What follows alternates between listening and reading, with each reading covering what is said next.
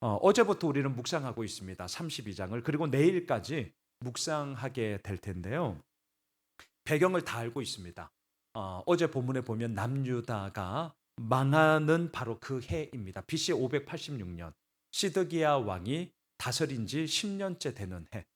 그리고 예루살렘은 이미 바벨론에 의해서 포로되어져 있고 이제 함락 직전입니다. 그런데 무슨 일이 벌어지느냐? 나라도 망하고 있는데 예레미야도 지금 시위대 뜰 감옥 안에 갇혀 있잖아요. 근데 정말 뜬금없고 아니 기가 막힌 일이 발생합니다. 사촌 형제였던 하나멜이 찾아옵니다. 그리고는 뜬금없이 얘기하잖아요. 고향에 있는 땅 좀 사라. 참 아니 영치금을 좀 넣어주면서 좀 힘내. 조만간 나올 거야. 뭐 석방 될 거야. 이런 얘기해도 시원찮을 판에 나라가 망하고 있지. 감옥에 갇혀 있지. 그런데 그것도 남도 아닌 사촌 형제 하나멜이 찾아오더니 땅 좀 사라. 이 얘기를 한단 말이에요. 여러분, 그 누가 봐도 지금은 땅 살 때가 아닙니다. 나라가 망하는데 자, 땅을 샀다고 칩시다. 나라가 망했다니까요. 그러면 그 소유권에 대한 부분들, 그 기존에 있던 질서들이 와장창 다 깨질 수 있습니다. 땅 문서 다 날아갈 수 있습니다. 이런 불확실성이 커질수록 뭐 해야 됩니까? 땅을 팔아서 현금화 시켜야죠. 금 사야죠, 금. 금 사야 됩니다. 땅 사는 게 아니라, 아시죠? 예, 금 사야 됩니다. 아니, 어느 누가 봐도 땅을 사라, 이거는 이건 진짜 기가 막히는 일입니다. 가당치나 않는 말입니다. 근데 이제 이상한 것은 무엇입니까? 우리가 알고 있습니다. 예레미야가 땅을 샀다라는 거잖아요. 왜 샀느냐? 뭐 몰라서 샀느냐? 그게 아닙니다. 이 일이 벌어지기 전에 참 하나님은 얄미우세요. 정확하게 이 일이 일어나기 전에 지금과 같은 일이 일어날 거다라고 한치의 오차도 없이 너무나도 정확하게 말씀하셨기 때문입니다. 그러니까 예레미야 입장에서는 피할 수가 없습니다. 조금이라도 다르면 그걸 핑계 삼아 하나님 왜 요 얘기랑 달라요? 이렇게 하면서 뭔가 좀 따져보면서 순종하지 않는 여지를 만들 수 있을 텐데 진짜 너무나도 정확하게 하나님의 말씀하심 이후에 곧장 그 말씀하심의 사건이 이루어졌다라는 거죠. 자, 순종했습니다. 여러분, 이러한 본문을 가지고 우리는 쉽게 이렇게 얘기할 수 있습니다. 여러분 보십시오. 예레미야를 보십시오. 상황에 맞지 않습니다. 이해가 되지 않습니다. 그럼에도 불구하고 예레미야는 자신에게 임한 말씀을 따라 순종했습니다. 고로 우리들 역시 우리의 삶 가운데 이러한 순종의 길을 걸어가야 합니다. 너무나 맞는 말이에요. 예, 맞는 말입니다. 그리고 조금 제가 삐딱하게 말하면 아주 전형적인 순종에 대한 설교죠. 아니, 맞는 말이에요. 오해하지 마시고 맞는 말입니다. 하지만 아주 전형적인 이제 순종의 소위의 레파토리의 설교의 모든 부분들이죠. 우리 뭐 수요 예배 나오는 분들 정도의 이제 신앙의 이 소위 짬밥이면 뭐 이거는 그냥 뭐 이런 설교겠지. 다 알고 있습니다. 틀린 얘기 아니라 정말 맞는 얘기 맞아요. 자, 그런데 이제 우리는 요걸 기반으로 해서 오늘 본문을 좀 살펴보면 좋겠는데요. 순종이라는 것은 너무나 맞고 옳은 것이지만 정말 순종하는 사람들의 마음을 자세히 좀 들여다보면 우리는 여전히 오해하고 있습니다. 그게 무엇이냐? 기뻐하기 때문에, 감사하기 때문에, 모든 것이 이해되고 납득되기 때문에 순종하는 것인가? 그럴 수도 있고 그렇지 않을 수도 있죠. 자, 그런데 오늘 본문에 나오는 예레미야는 그렇지 않았습니다. 자막을 보십시오. 32장 17절 함께 읽을까요? 슬프도소이다. 주 여호와여, 주께서 큰 능력과 펴신 팔로 천지를 지으셨사오니 주에게는 할 수 없는 일이 없으시니이다. 저는요, 실은 32장을 묵상하는 가운데 가장 크게 은혜를 받았던 한 대목이 바로 이 17절에 나오는 슬프도소이다 이 말이었습니다. 감사합니다 하나님 이렇게 시작하지 않았습니다. 너무나 기쁩니다. 주님의 이름을 송축합니다. 그럼 그렇지 역시 하나님은 멋지십니다. 이러한 기쁨과 감사와 흔쾌한 마음으로 예레미야가 땅을 사는 순종을 말씀을 적용한 게 아니었습니다. 그래서 저는 너무나 좋았고 사실은 정말 동병상련이라고 야 이게 정말 찐이다. 저는 이 생각 들었거든요. 분명히 순종했습니다. 그런데 그 순종하는 예레미야의 마음에는요. 너무나도 솔직하게 말합니다. 하나님 그런데 저 슬퍼요. 이렇게 되는 다시요. 오늘 결론이 이겁니다. 순종했다니까요. 하지만 감사해서 기뻐서 즐거워서 모든 것이 다 용납이 되어지고 모든 것이 다 이해되기 때문에 순종한 것이 아니라 슬펐다니까요. 제가 히브리어 원어 성경을 봤거든요. 슬프도소이다 이게 히브리어로는 아하 근데 원래 히브리어는 좀 있는 분들은 이렇게 발음해 하더라고요. 그래서 따라해 봤습니다. 아하 이렇게 뭔가 느낌이 좀 와요. 아하 이렇게 이게 무슨 뜻이냐? 제가 사전을 찾아보니까 정말 정말 절망적인 상황에서 이거 어떻게 하면 좋아요, 하나님? 자신의 슬픔과 절망과 낭망을 아하 이렇게 얘기하는 거래요. 너무너무 절망적일 때. 그런데 그러한 절망적이고 낭만과 실패와 좌절의 이야기가 마음 가운데 있었는데 그렇게 얘기하고 있는 예레미야는 순종했다는 거죠. 이게 진짜 우리들의 이야기라고 저는 생각이 됩니다. 왜 그랬느냐? 하나님이 말씀하셨으니까요. 하나님이 말씀하셨기 때문에 이해되지 않지만 정말 슬프지만 절망과 낭망 아하 아하 그렇지만 그 순종의 길을 걸어갔다라는 겁니다. 제자반 2학기 때 우리 제자반 가족들도 이 자리에 다 있지만 하나님을 경험하는 삶 우리 나누잖아요. 그때 중반에 가면 순종에 대한 챕터에서 이렇게 나옵니다. 무슨 말이 나오느냐?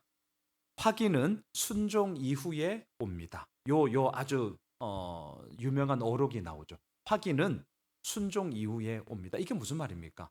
우리는 거꾸로 가잖아요. 우리는 확인하고 나서 그 다음에 순종하죠. 마치 오늘 예레미야를 빗대어 본다면 하나님 왜 이러십니까? 바벨론에 의해 망하는데 지금 땅 사면 안 되죠. 금 사야죠. 지금 뭐 장난하십니까? 만일에 바벨론이 다 물러가고 이 나라가 온전하게 회복되어지고 그리고 모든 상황이 정상적으로 사회 질서가 잡히면 그것이 확인되면 하나님의 말씀에 제가 순종할게요. 이게 아주 보편적이잖아요. 그러니까 확인은 순종 이후에 오는 것이 아니라 우리는 순종 전에 확인을 하고 나서 그리고 나서 순종하고자 하는 우리들의 연약함이 있다는 거죠. 하지만 오늘 본문에서는 그렇지 않았습니다.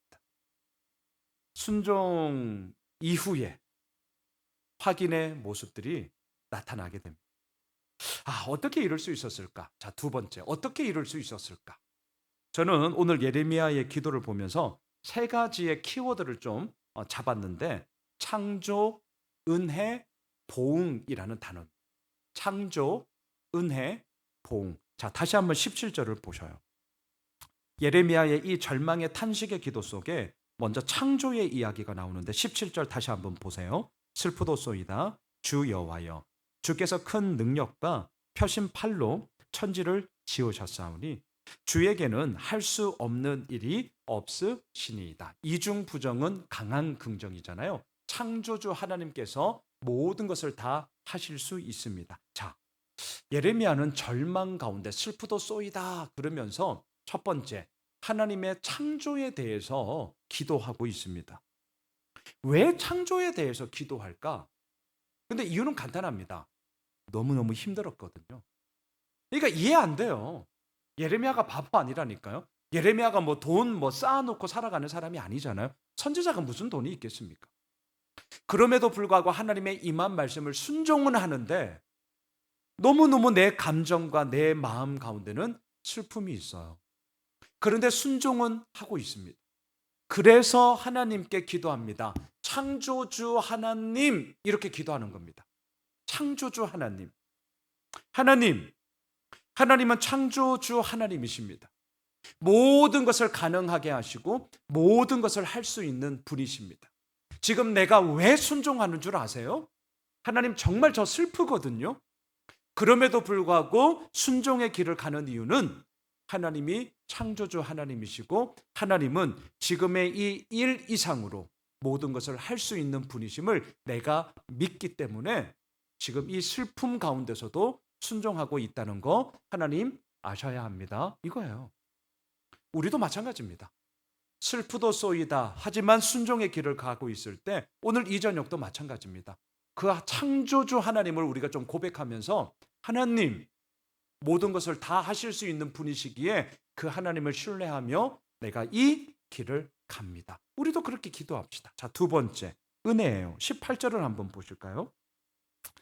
두 번째 은혜를 얘기하거든요. 같이 읽겠습니다. 주는 은혜를 천만인에게 베푸시며 아버지의 죄악을 그 후손의 품에 갚으시오니 크고 능력 있으신 하나님이시요 이름은 만군의 여호와시니이다. 천만인, 그러니까 비유적 표현이죠. 모든 사람들에게 하나님은 은혜를 베푸시는 분이시다. 은혜, 히브리어로 헤세드입니다. 우리 다 알고 있잖아요. 그럼에도 불구하고의 사랑, 무조건적인 사랑, 그렇게 해야 할 의무가 없음에도 불구하고 그렇게 하시는 하나님의 손길, 이게 바로 은혜 아니겠어요? 여러분, 지금 예레미야는 하나님의 은혜를 구하고 있습니다. 뭐 우리도 늘 그 은혜를 구하죠. 예레미야가 한 게 뭐가 있느냐? 물론 있습니다. 슬프지만 순종의 길을 걸어가고 있습니다. 하지만 그 길을 또한 걸어갈 수밖에 없었던 것은 그럼에도 불구하고의 하나님의 사랑이 이미 예레미야 가운데 있었기 때문에 그 슬프지만 순종의 길을 가면서 그렇기에 하나님의 은혜를 구하며 지금 예레미야는 믿음의 걸음을 내딛어 나아가고 있다는 거죠. 자, 세 번째를 볼까요? 저는 사실 19절이 제일 와닿았거든요. 자, 19절 같이 한번 읽겠습니다. 주는 책략에 크시며 하시는 일에 능하시며 인류의 모든 길을 주목하시며 그의 길과 그의 행위의 열매대로 보응하시나이다. 저는 세 번째 보응이었습니다. 저는 사실 이게 제일 많이 와닿았습니다. 창조주 하나님, 스케일이 너무 커요. 은혜의 하나님 알겠어요. 그런데 실은 지금 상황 가운데서는 울고 있는데 순종하고 있잖아요. 왜 울면서도 순종하느냐? 세 번째, 보응하시는 하나님이기 때문에 나의 행위의 열매대로 갚아주시는 하나님이시기 때문에 저는 사실 이게 제일 와닿았습니다. 우리도 마찬가지입니다. 하나님이 우리의 행위의 열매대로 보응하시며 거기에 덤으로 은혜와 창조주 하나님의 역사의 손길로 우리들을 이끄시기 때문에 여러분 슬픈 일이 있죠. 이건 지난주일 설교와도 이어집니다. 정말 51대 49의 싸움이에요.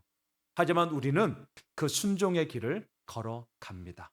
이유가 뭐냐고요? 행위의 열매대로 보응하시는 하나님을 오늘도 신뢰하기 때문입니다. 말씀을 정리하겠습니다. 예레미야가 땅을 샀어요. 이해되지 않습니다. 지금의 상황과는 전혀 맞지 않는 바보짓이었습니다. 정말 예레미야도 속상했습니다. 와, 내가 이걸 해야 되냐? 그런데 할 수밖에 없었어요.